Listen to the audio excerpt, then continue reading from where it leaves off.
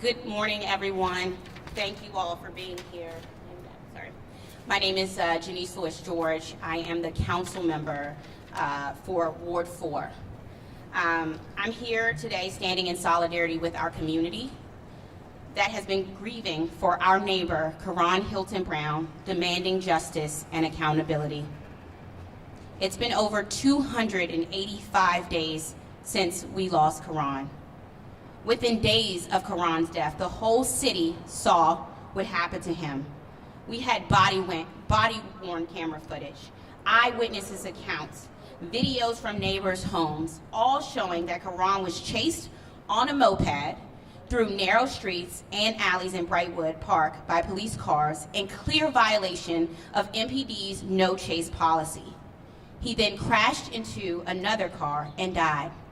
All of this because he was riding a moped on the sidewalk and not wearing a helmet. The officers who broke MPD's own policy to chase Karon were placed on paid administrative leave while the U.S. Attorney's Office investigated what happened and decided whether to press charges against the officers.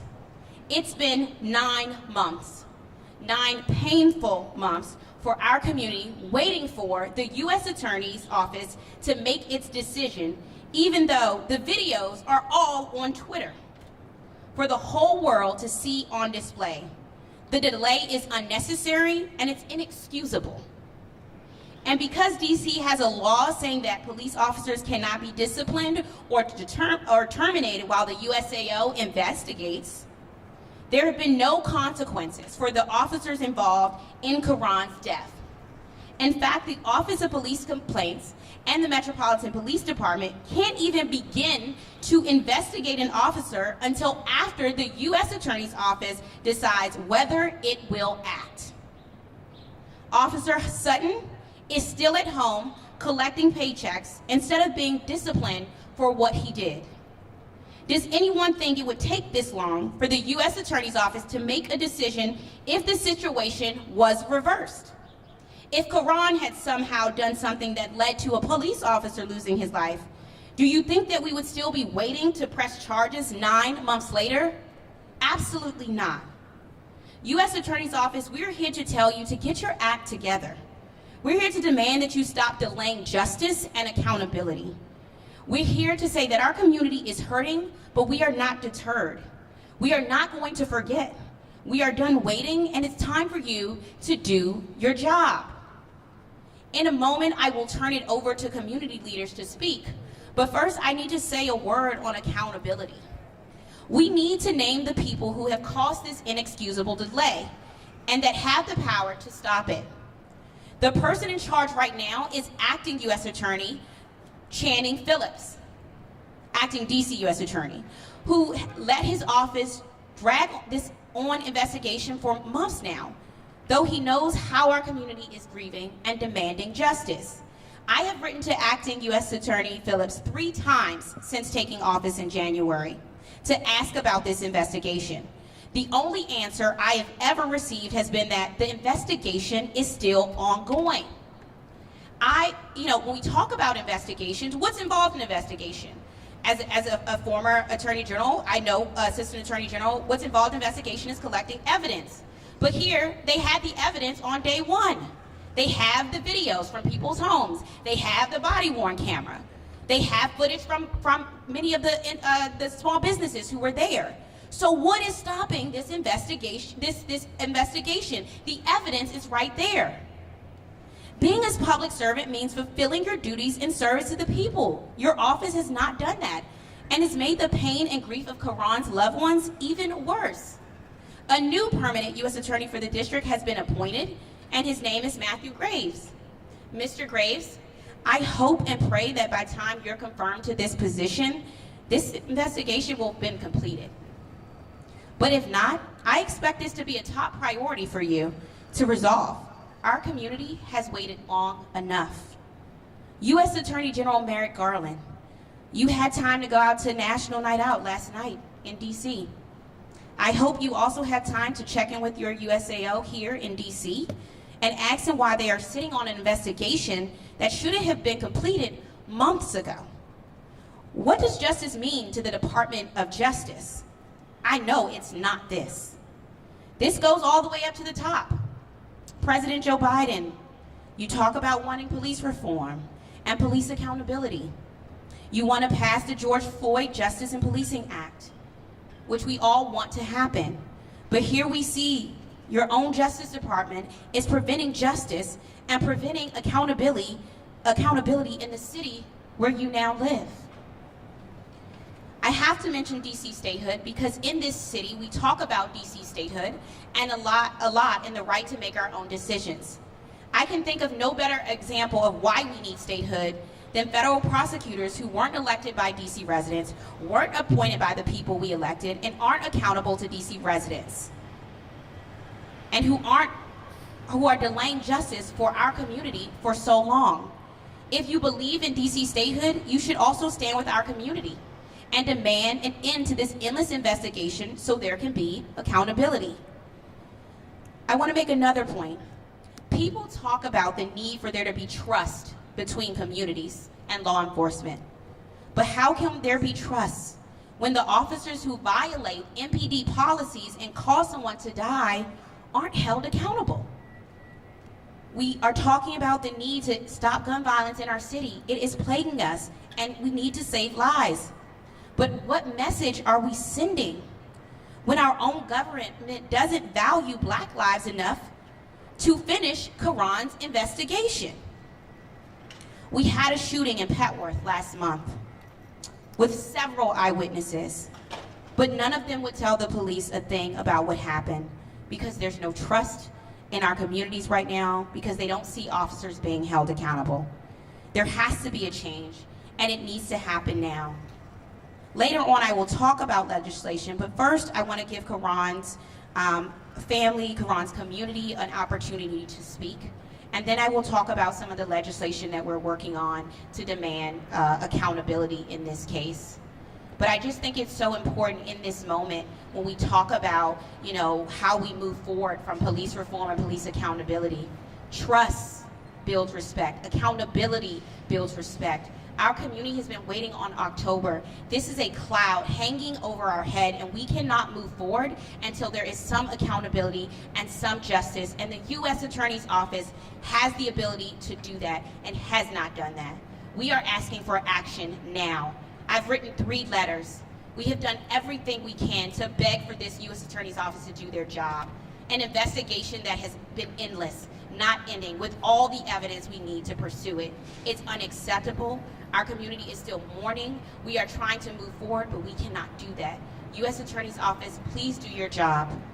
I'm going to call to the podium right now Perry Red, who's a former ANC commissioner over the area in which Karon Hylton Brown was killed. He has been in touch and in communication with Karon's mother, family this entire time. He has a relationship with all of the young men and women on the Kennedy Street neighborhood who are desperately asking for some accountability. So Perry Red, can you please come up at this time? Thank you. Thank you, Council Member. My name is Perry Red. I'm former ANC Commissioner in 4B05, a neighboring ANC where Karon was killed. Now, it's been since October that we've been waiting on justice. This country's sordid history in denying justice to Black folks in particular is on display right now. You see, what happened to Karon Hylton was not ironic, nor was it an isolated incident. You see, he had been chased by this officer in particular on 3 other occasions. And the young men in that community had been brutalized, been terrorized by police officers in the no jump out era of DC policing. Let me tell you that the call to defund police was not a vain call. It had its purpose. It has its purpose. It has its reasons. You see, a year before Karon, there was an incident 7th and Longfellow in my ANC, in the area where Karon was killed, where the officers had not been held accountable. So this is ongoing. I ran as a candidate in Ward 4 in 2020 against the council member who just spoke. And my demand was that we move toward justice for these people. And Councilmember Janiece Lewis-George has been more than responsible. She's been more than diligent to call for accountability from Washington, D.C. police officers. Members of my team have reached out to Chief Conte to give us an accounting. I know I've had conversations with 4D, and they've been nothing but more. 4 times we've been put off by Chief Conte. The mayor lauds his community engagement. Well, I beg to differ. I'm bitter, I'm angry, and I just got off the phone with Karon's father. And until Officer Sutton is fired, we will not be quiet. We will not be silent. And we've called on that since the day that Karon was killed. Keep in mind, there are many policies that are in error here, and they don't err on the side of the people. The fact is, when Karon's family went to the hospital, the police officers directed medical teams to tell the family that there was only John Doe here. That is injustice. And we're sick and tired of being sick and tired. 4D asked me to tell the people not to tear up their police station. Listen, there will be no guarantees of peace when there is no guarantee of justice. So understand this, that we will live in a perpetual state of terror if indeed the USAO doesn't do what he is charged to do, the acting ASO. And yes, the council member is correct. Statehood is a barrier, and statehood is a must. And every DC resident who does not agree with the concept of fair and equal treatment in this country is an idiot. And I'm here to say that. It is a fact that we need to have every right of every citizen. We need to have 2 senators and a representative, and we don't have it. And I believe it's only because of the hue of my skin. Now, I may be wrong, but prove me wrong if that's the case. We are calling on an answer to the council members' letters. If not, we want a disposal of our police chief, of the USAO, and eventually in November, next November, the mayor. This has been hurtful, it's been harmful, and it's been just a total miscarriage of justice. And the time for us to change it is now. If not then when? And if not now, then when? The family wants me to tell you, Washington, D.C., justice has not been delivered. That man's still on the payroll. And just the idea of qualified immunity is a slap in the face to all Americans, if not to the Brown Hylton family. Again, I'm Perry Red, former commissioner, and angry as hell as a black man here in America.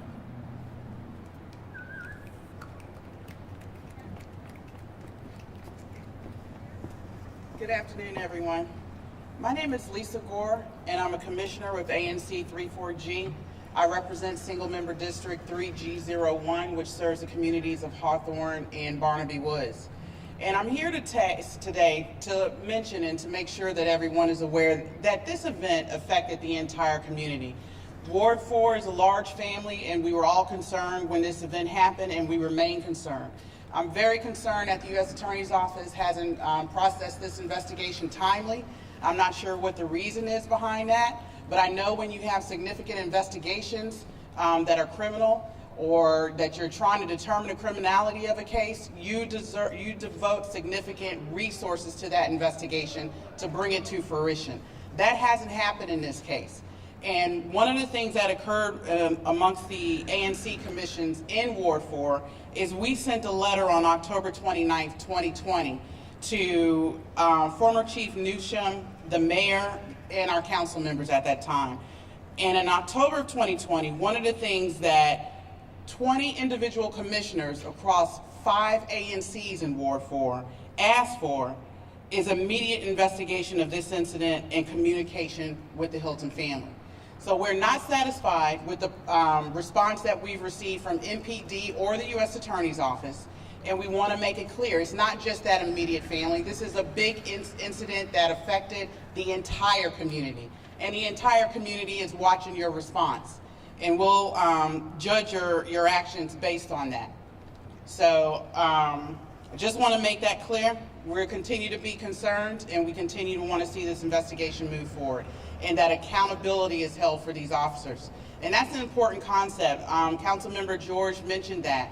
You can't have trust and you can't build trust in your community if you don't have accountability. And this process being delayed is continuing to victimize a family. So how is a community supposed to build trust with the system? It's very hard to do so when they're being treated this way. Thank you. Thank you, Commissioner Gore. Thank you, Perry Red.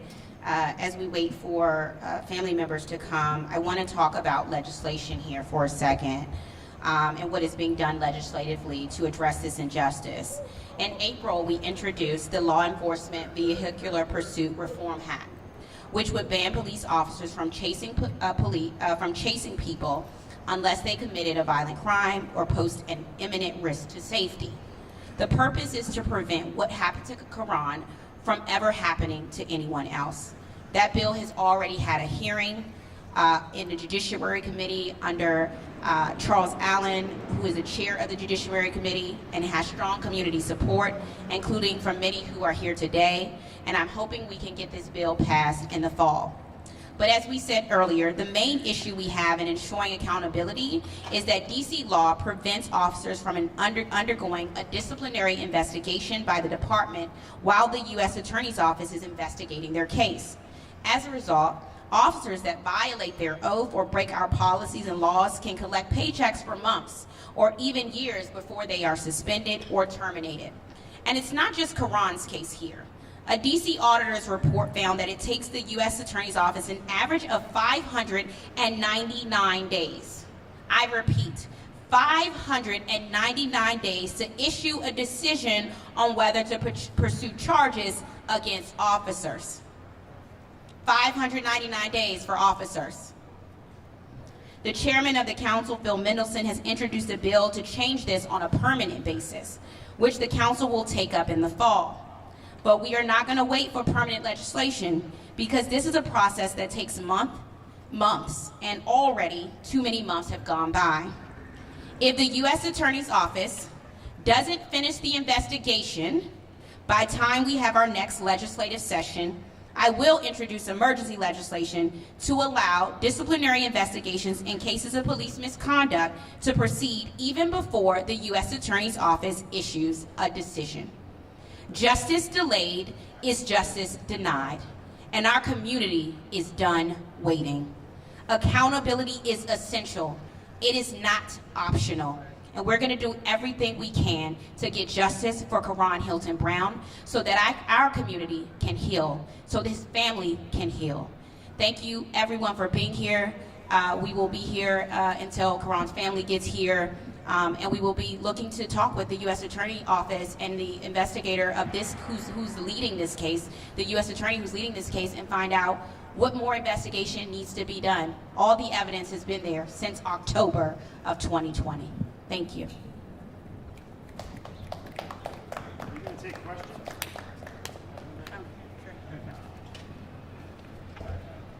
So I'm just wondering, I understand your angst and the community's angst and the delay of getting something concrete out of the U.S. Attorney's Office. But you even mentioned, this is not odd. I mean, this is, how long it seems to take. I mean, you mentioned 500 and some days. You look back at the Terrence Sterling case with the officer in that case, and it took over a year. And actually the whole process took several years to play out before that officer was terminated. So I'm wondering if you think that there is something nefarious going on. I mean, we also had COVID, which we know there's been a lot of reporting that there are just delays in the courts. I mean, the backup at the U.S. attorneys in the courts on every case is larger than it's ever been. It's twice as big as it's ever been. So I'm just wondering if you think there's something unusual about this specific case that brings you here today, or if it's just an overall system that you think is too slow. Well, I think what's unusual about this case, having worked in the criminal justice system, is that when we look at doing investigations, usually we're waiting for evidence to be able to charge a case. That's what goes in papering decisions every day.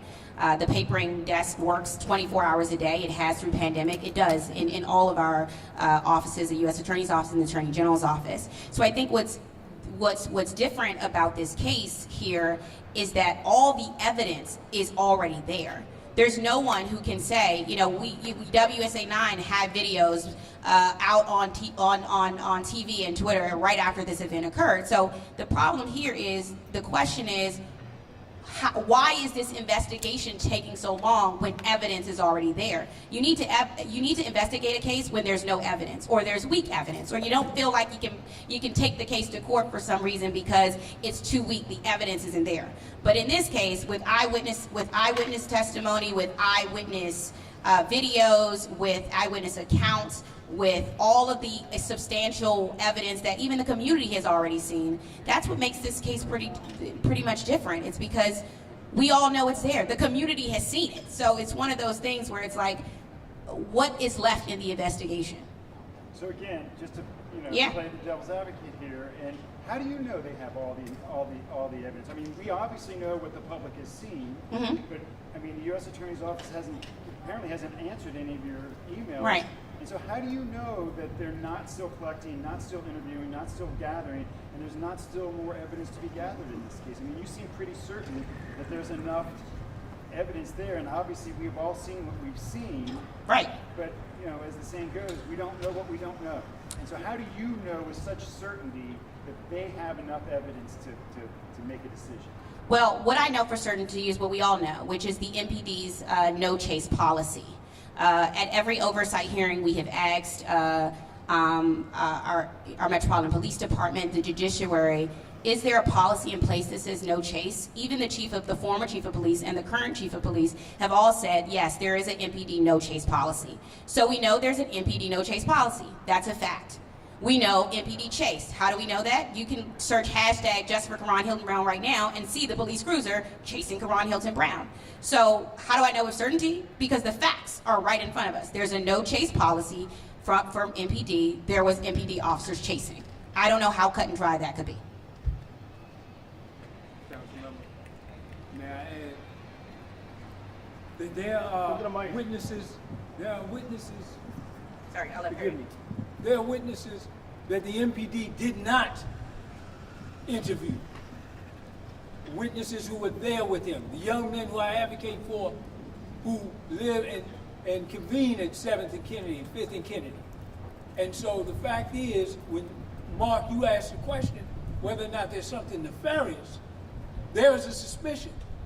Because in October, in the week of October, following October 20th, no effort was made to interview any of those eyewitnesses. That's problematic on its face. But as the council member just said, the evidence to charge is there. And that's what's problematic. Thank you. Any other questions? Would you mind an off-topic question? I'm going to focus on Karon Well, I'd Brown like to here. ask you about the Kennedy Street building collapse and the investigation there, and there are neighbors there who are concerned about the delay in that. I mean, it's the same community, it's the same people, Yeah.